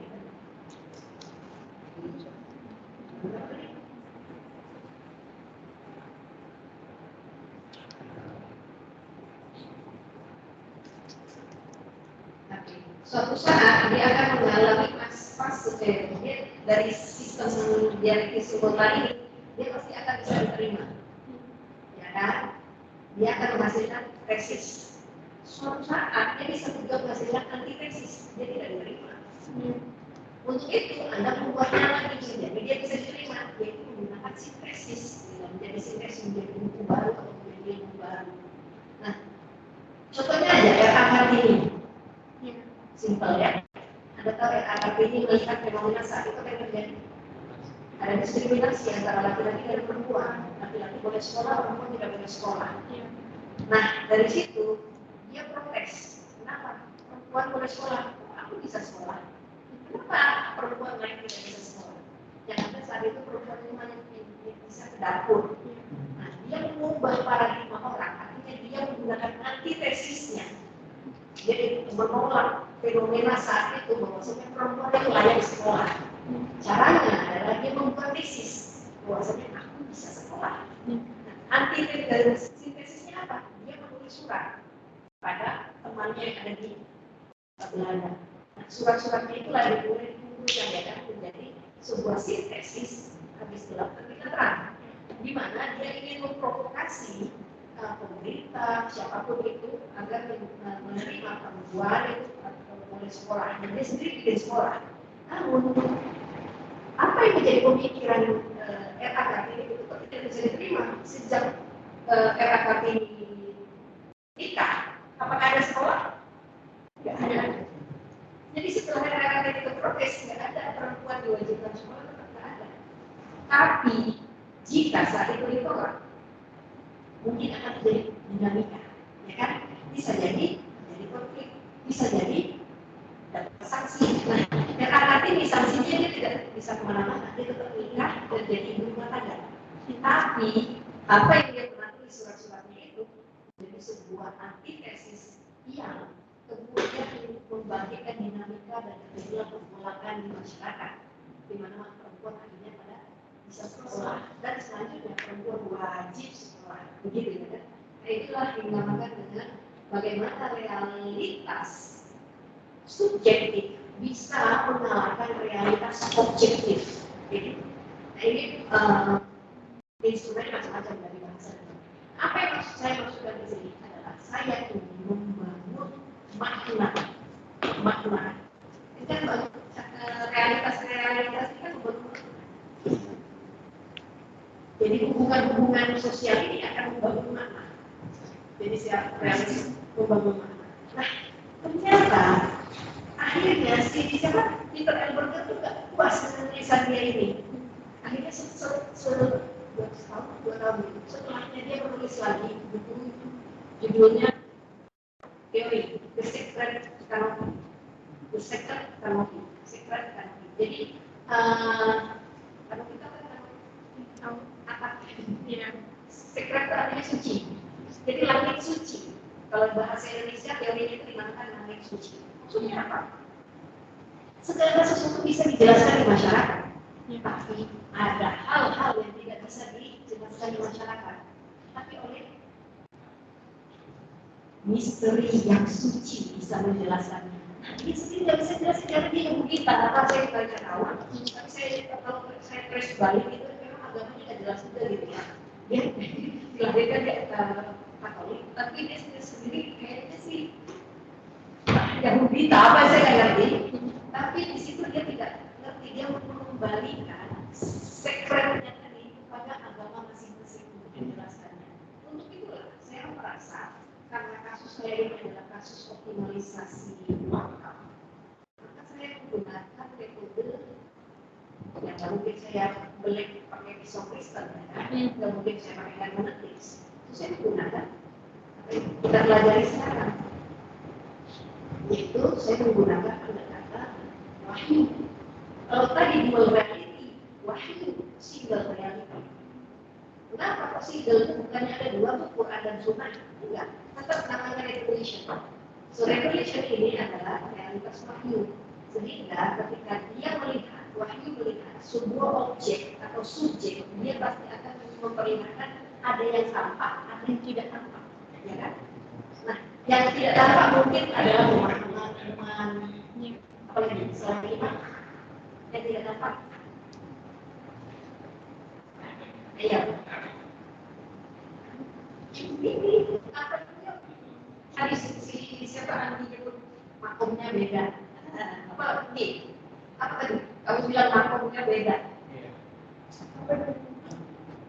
Oh, dari Nyebut ini makom apa makom? Level. level. Jadi levelnya beda. Sinonimnya Ya mungkin cara berdakwah orang yang baru hijrah, orang tahu ya kan? Tapi orang yang sudah lama hijrah, cara dakwahnya santai. Ya kan? Kenapa? Karena dia tahu makomnya beda. Gitu. Nah, seperti itu. Jadi di situ yang tampak dan yang tak tampak itu akan menjadi sumber-sumber yang akan kita bahas di masyarakat. Yang baik itu misalnya tidak tahu maka dipelajari, sudah dipelajari akan menjadi sebuah kenyataan yang harus dibangkitkan, diterima atau tidak diterima, lalu akan menjadi sebuah sesuatu yang harus dibudayakan. Jadi kalau tidak tahu maka dipelajari, setelah dipelajari dia menjadi pengetahuan, setelah menjadi pengetahuan dia akan menjadi kebudayaan. Nah kayak gitu. Jadi tetap menggunakan metode yang namanya harus disepakati, yaitu Quran dan Sunnah. Ada juga metode yang kurang disepakati, yaitu selain Quran dan Sunnah, yaitu ijma, qiyas, asal-usul dan sebagainya. Sehingga untuk membedah wakaf itu menggunakan pisau ini, menggunakan pisau mutafaq alaihi dan mukhtalaf fiha. Begitu. Itu sulit kan baliknya. So, metode saya menjadi demikian.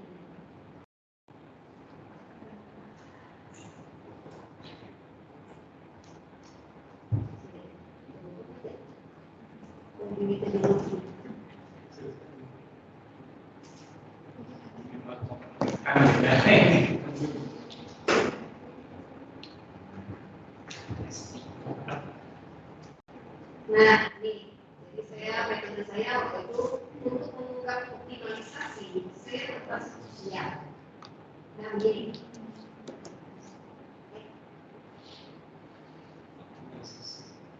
Saya melihat kenyataan, ya, kenyataan di masyarakat terdapat anomali. Di mana wakaf di mana-mana, tapi kok banyak yang nganggur, ya kan? Kemudian wakaf kok masif ya gerakannya, tapi kok nggak ada dana, gitu. Itu adalah fenomena. Gitu. Ada krisis di sini. Apa yang masalah? What should be done? Gitu ya. Padahal wakaf itu kan harus dikembangkan, harus dipelihara, boleh diperbaiki, ya, boleh diubah.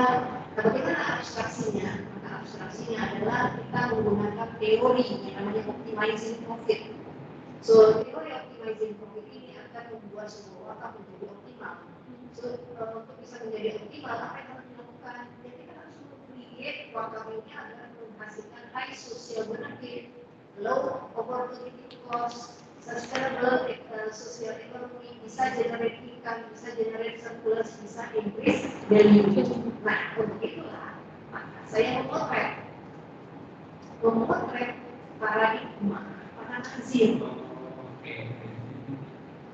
Karena kenapa? Wakaf itu kan di tangan siapa? Nazir. Ya kan?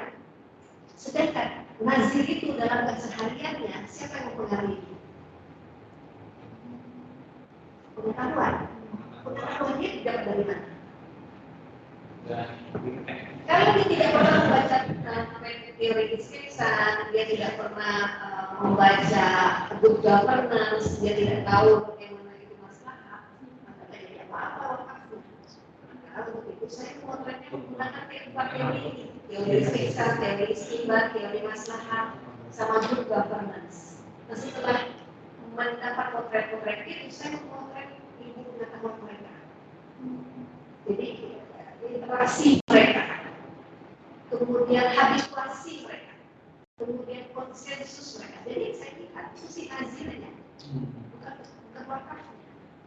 Nazir, bagaimana si nazirnya dalam kesehariannya, konsensusnya, ilmu pengetahuannya seperti apa, itu terus berputar-putar seperti ini, kan? Itu kenyataan yang ada di lapangan, sebab mereka pasti dipengaruhi. Nah setelah dapat, akhirnya baru saya memotret apa yang tadi saya potret dalam sebuah wawancara. Nah wawancaranya saya katakan berlomba-lomba lah ya, mungkin saya ini semua karena kalau di transkripnya dicetak mungkin setebal ini, so nggak mungkin juga setebal ini saya kirim gitu kan. Jadi saya buat seperti ini, saya hitung. Nah, itu mudah sekali ya, pakai apa ini? Excel Pak. Ada fitur Excel mudah. Dari sini akhirnya saya mendapatkan pada eksternalisasi ada kenyataan ini. Konstruksi wakaf, kenyataan objektif, gimana gitu ya? Nah, ini yang saya ambil dari mana? Teori sosial reality construction. Siapa yang saya wawancara itu ternyata si Fix. Dia adalah majelis wakaf. Apa yang dia tangkap saat itu? Dia menangkap bahwasanya pada konsep teori akseptasi model itu ada optimalisasi. Bagaimana cara mengoptimalkannya? Praktek wakaf perlu sebetulnya berjalan tapi dengan evidence. Buah dari wawancara. Nah itu cara menangkapnya. Dan itu ternyata saling berkaitan. Nah, makanya saya lihat fungsinya ada kritik, fungsinya ada advance dan sebagainya. Baru saya turunkan menggunakan teori Atlas TI. Atlas TI ini adalah cara saya menganalisis, tapi Atlas TI itu adalah cara petanya akan muncul setelah saya analisis. Sebenarnya ini menghasilkan peta, tapi orang itu apa sih? Seberapa ya kan? Nah, akan terlihat petanya kalau membuat seperti ini, menggunakan Atlas TI. Ada bisa Atlas TI itu. Lumayan mantap ini. Nah, ini menggunakan Atlas TI. Menarik. Boleh pakai kalau ini kan hanya menyarankan ya kan. Bu, ada daftar rekap bu. Jika sadar di wakaf. Apa? Sadar. Sadar mampunya wakaf. Apa yang ini kondisi laut? Enggak, saya mengatakan ini karena saya ingin mendapatkan lainnya. Oh ternyata di sini ini masuk eksternalisasi begitu ya. Jadi akhirnya muncul garis-garis orang yang saya wawancarai ini. Jadi ini kenyataan eksternalisasi dan ini kenyataan eksternalisasi, ini kenyataan sini. Nah dari situlah ya baru saya bisa menganalisis menggunakan kata-kata. Saya sambung kaitkan. Karena kenapa ini kuantitatif? Ini kualitatif bukan kualitatif. Kalau kualitatif kan setelah ada kata-kata baru Anda bisa bicara. Jadi sebenarnya Anda sudah bisa bicara ketika sudah paham alurnya. Hanya saja karena saya di jurusan ekonomi orangnya terbiasa kuantitatif, walaupun di kampus saya di S3 itu nggak boleh kuantitatif. Kalau boleh kuantitatif hanya sebagai bukti data. Jadi harus kualitatif, biar banyak bicara, biar banyak explanation. Nah, maka teori-teori itu dibuka-buka itu. Kenapa saya kelompok? Jadi kalau misalnya ada menggunakan OLS atau pendekatan uji beda misalnya gitu ya, stop kalau nggak ada perangkat. Bisa apa ya? Anda bisa bicara kalau angka itu mencerminkan sesuatu. Tapi sampai di mana Anda bisa menjelaskan kalau ternyata kenyataan itu Anda bisa pakai, misalnya Anda bicara tentang sesuatu ini, mungkin ada yang besar Islam ya, pasti Anda diminta untuk membedahnya pakai pisau Islam. Bagaimana Anda bisa membedah pisau Islam kalau Anda tidak menggunakan pisau Islam itu sendiri? Nah, bedahnya adalah menggunakan usul fikih. Oke, tapi Bu ya.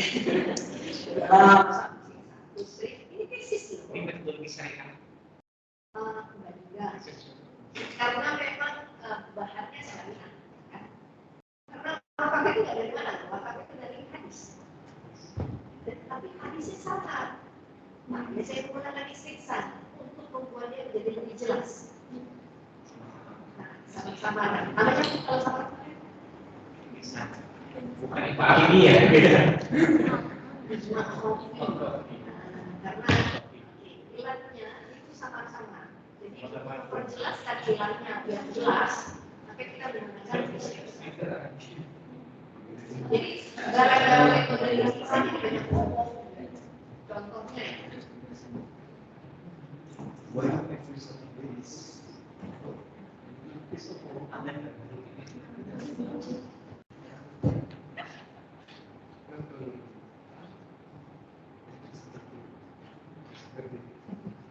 contohnya ini ya, itu kasus ketika terdapat satu idol wafat. Idol wafat itu adalah wafat yang terbengkalai. Wafat itu boleh terbengkalai. Nah, ketika dia terbengkalai, apa yang harus dilakukan? Salah satunya ternyata bisa menggunakan manfaat sementara. Karena kenapa? Wakafnya tidak boleh diubah. Boleh diganti, tapi karena di situ tidak boleh akadnya disebutkan mentionnya adalah untuk masjid, maka terpaksa masjidnya belum dapat duit, maka halamannya dipakai untuk pembentukan sapi kurban. Bayangin masjid pakai untuk sapi kurban. Itu dari masjid. Masjid itu banyak wakafnya masjid, simbolnya untuk masjid. Tapi karena duitnya nggak ada, maka pakai untuk pembentukan sapi kurban. Setelah duitnya ada, sekarang jadi masjid. Masalahnya adalah di situ masih ada kandangnya. Karena kalau itu pakai pemanfaatan sementara. Nah, pemanfaatan sementara ini ternyata menghasilkan profit benefit, creation benefit. Jadi creation. Kalau money creation ya kan, istilah money creation berarti itu benefit creation. Jadi wakaf itu lebih bermanfaat. Dan lagi misalnya ketika menganalisis apa itu? Oh iya ini.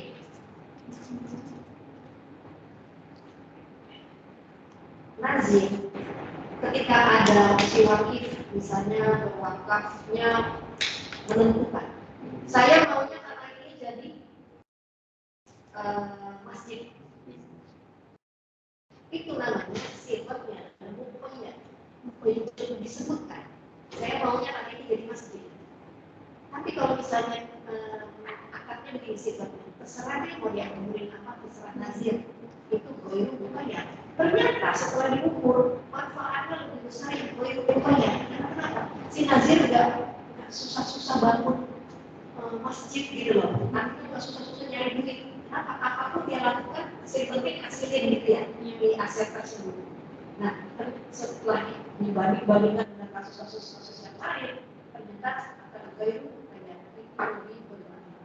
So, now pertanyaannya, bagaimana membuat banyak setiap wakif ya, setiap wakif mau datang ke wakaf kita ajukan ya goyang apa pemintaan penting metodenya ya, metodenya yaitu konsolidasi manfaat aset wakaf menggunakan metode cross-selling.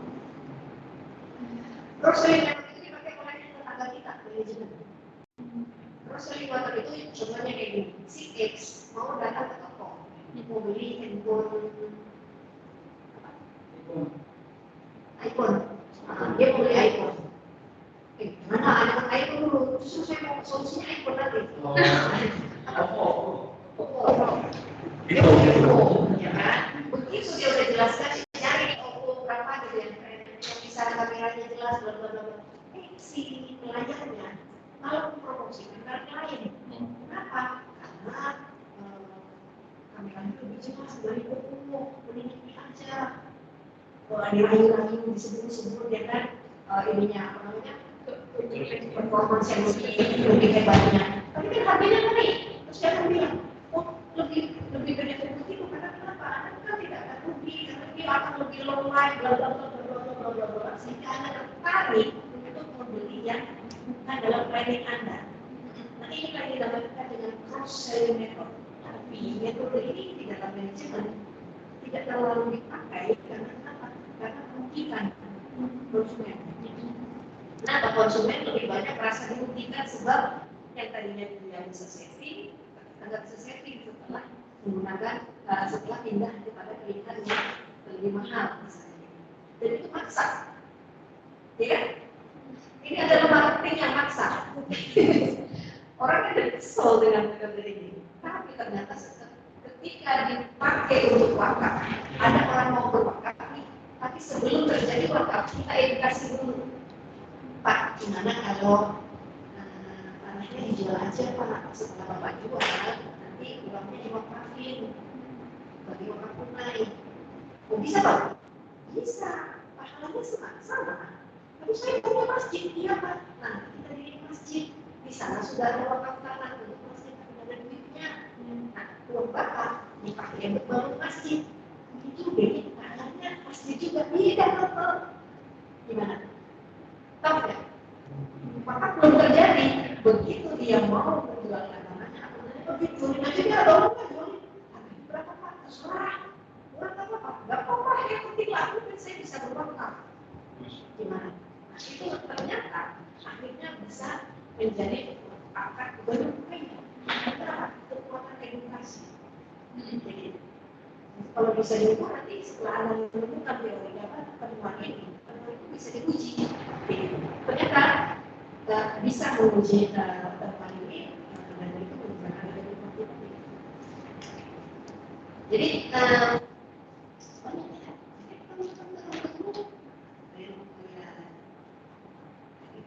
teori itu nanti kamu mempunyai teori kayak ini hasilkan sifatnya upaya ya wakaf itu yang lama. Setelah mereka shifting partai, saya menggunakan satu metode lagi yaitu shifting partai sebagai metode terakhir saya. Banyak banget Bu. Nah, karena saya harus menjelaskan banyak hal, mungkin metode yang saya pakai terpaksa banyak ya kan. Nah, maksudnya gimana? Ternyata edukasi yang lama itu menghasilkan efek yang sedikit nih efeknya. Setelah saya menggunakan simple way supaya efeknya jadi lebih banyak, gitu. Nah, efeknya yang lebih banyak inilah. Karena kenapa? Karena menggunakan simple way supaya di sini ada edukasi, di sini ada bisa mempertemukan dengan cara mengelola, bisa juga membuat grand menjadi grand design. Ini lebih simpel dari ini yang kelihatan lebih complicated. Padahal justru dengan yang complicated ini manfaatnya lebih banyak. Ya kan? Jadi masalahnya ini kan sudah ada lagi pertanyaan? Tidak? Tugas. Baru 2 kali pertemuan, berarti ada 1 kali pertemuan. Ada 6 kali pertemuan. Nah, itu adalah konsultasi tugas.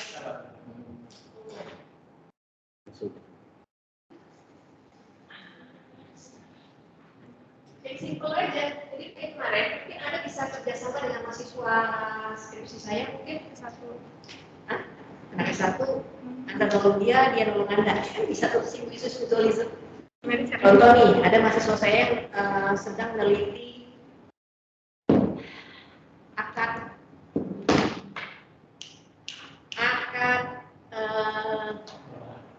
kerbulasan. Dia kuantitatif. Kualitatif. Ini kualitatif ya. Kualitatif. Dia kerbulasan. Kerbulasan di bank-bank syariah termasuk BNT. Jadi pokoknya dia menganalisis bank mana saja yang punya akad kerbulasan dan dia tanyain satu-satu bagaimana implikasinya dan itu menggunakan metode Al-Qurs. Gitu. Oke. Al-Qurs salah satunya. Udah kan? Selesai kan? Ada satu. Nah, itu bisa diuji menggunakan kuantitatif. Ya gitu. Jadi kalau mau dikuantifikasi seperti apa, kalau mau dikualitatifkan ya seperti apa, itu kombinasi keduanya. Siapa ya namanya? Raihan kalau nggak salah. Ada lagi mahasiswa saya yang udah selesai. Udah sih nggak dia sekarang. Ini kenal ya? Zulfikar. Nah, Zulfikar. Itu dia menggunakan metode istibdal untuk wakaf. UGM. Nah, kemudian apa lagi ya? Metode maslahah ini siapa ya kemarin ada anak itu? Oh ya yang tadi yang menggunakan konten analisis dia, yang tadi Abdul Hasan itu sedang mau ngumpulin data. Mumpung dia sebelum ke bank, kalau anda mau nitip kuesioner, dia udah dapat izin. Dapat izin itu dari 7 bank. Susah loh ke bank itu. Jadi kalau mau nitip kuesioner ya kan, susah lah. Lagi ya.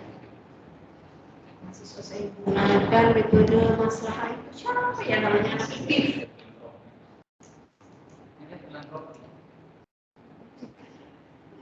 Tapi dia menggunakan maslahah plus kuantitatif.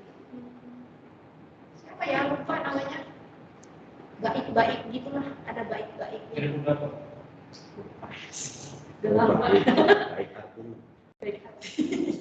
Aku gimana? Baik bla bla bla utari kalau nggak salah ada utarinya. Siapa lagi ya? Oh, si ini yang dia menggunakan AHP waktu itu. AHP, apa? Analytical Hierarchy Process. Tapi dia menganalisis kemandirian finansial panti-panti asuhan, 6 panti asuhan. Dia menggunakan metode apa ya waktu itu ya? Maslahah juga deh kalau nggak salah, Komakosit gitu. Nah ini akan ada nih satu lagi kemandirian itu juga, kemandirian ekonomi masjid Muhammadiyah yang wakaf. Tapi baru mau mulai. Namanya Jamal Istiqlal ya? Udah.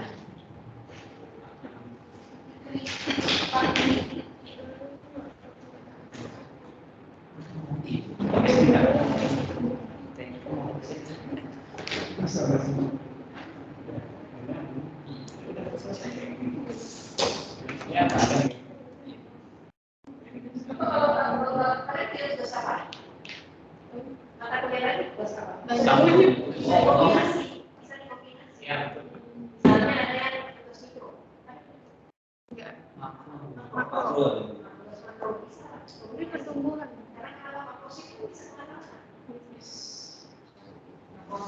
Masalah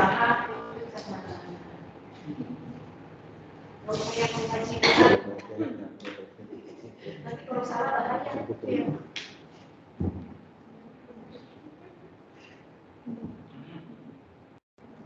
Sudah ada ini belum? Sudah ada ini. Tugasnya apa ya? Tugas kuliah Jurnal sama. topiknya apa? Oh, bebas. Nah, metode dipakai ini jadi 2 tugas satu. Jadi 2 tugas 1 produk. 2 tugas. Atau misalnya 3 tugas 1 produk.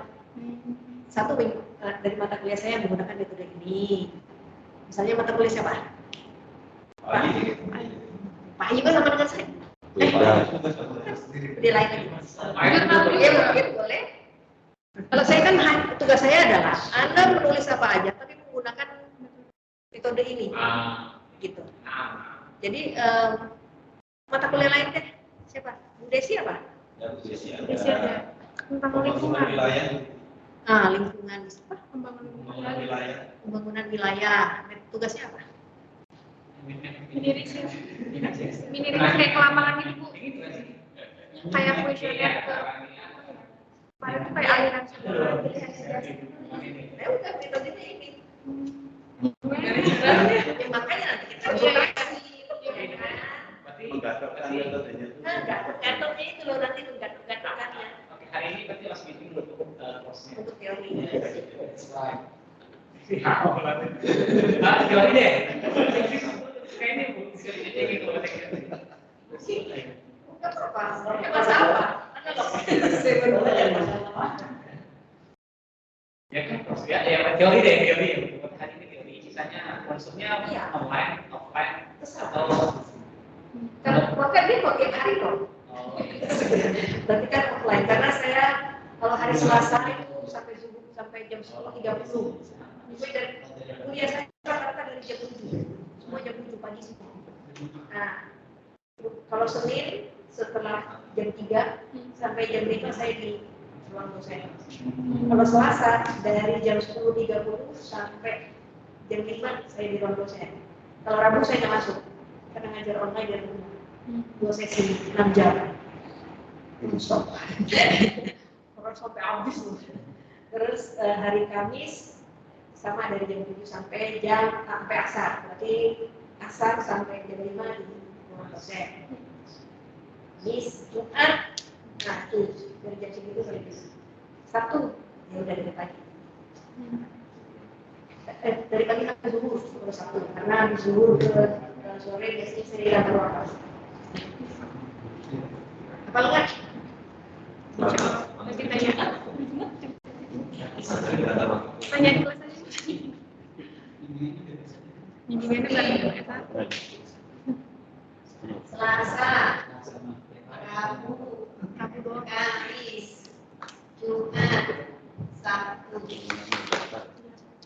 Senin 7 sampai 15 ngajar. Berarti 15 sampai 17 naik. Selasa 10.30 sampai 17. Rabu off. Kamis 15 sampai 17.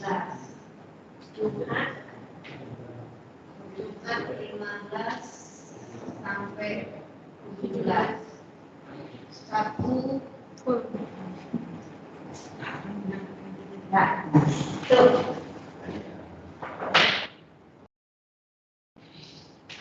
Mau online boleh. Kasih tahu lagi. Kasih tahu dan kasih link.